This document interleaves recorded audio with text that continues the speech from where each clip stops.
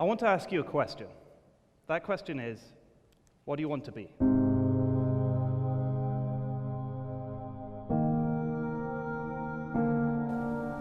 How many times have you been asked that question?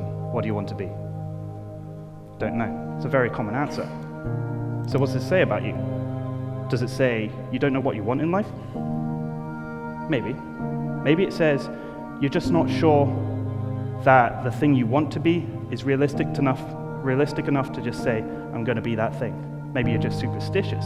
You think if you said, I'm going to be a movie star, you jinx any chance of you doing it altogether.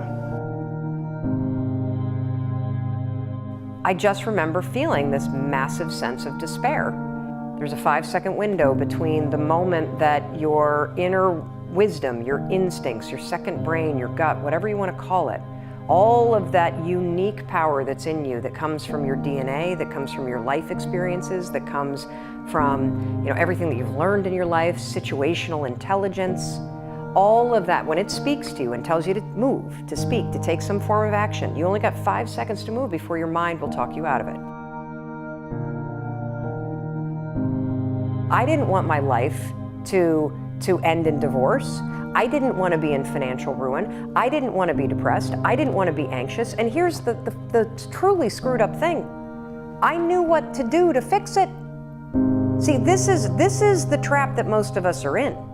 Most of us know what we could do to change things for the better. And we spend our time and our energy talking ourselves out of doing those things.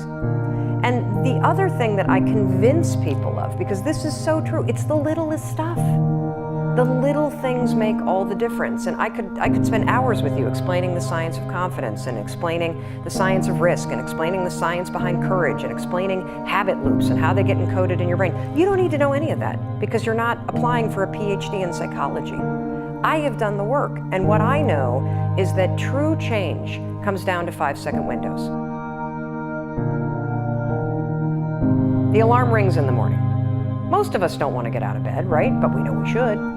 So I would go 5, 4, 3, 2, 1. The moment the alarm rang, 5, 4, 3, 2, 1, just like NASA, what they do, they count down to launch a rocket ship.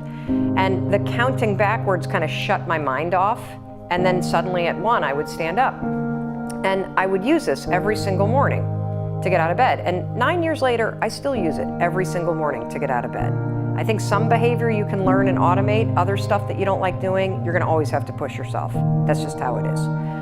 And I noticed 2 things as I started to use it. I noticed that window where I'd be lying in bed and I'd have the knowledge that I should get up, but in my body I wouldn't feel it. And as I lied in bed, and you can try this tomorrow morning, set your alarm earlier than you normally do, and watch what happens. The alarm will go off and your mind knows that you said you would get up. Your mind has that wisdom, your gut has that wisdom. It's holding on to it, and then it starts to kind of nudge you with a little guilt. And then what'll happen is all of a sudden you'll start talking yourself out of doing the thing you said you would do. Those days. Those days when I'm tired or worn out or just basically sick of the grind.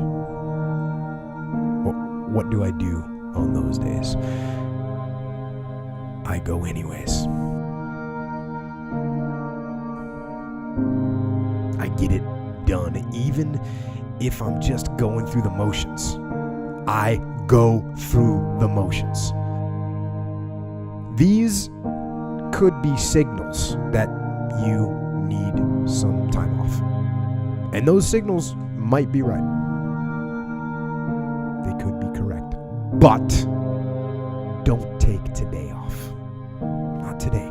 Wait until tomorrow. Don't give in to the immediate gratification that is whispering in your ear. Shut that down. Do not listen to that little voice. Instead, go through the motions.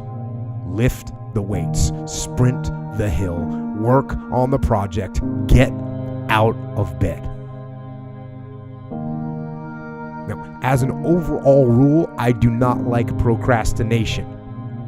You need to get things done.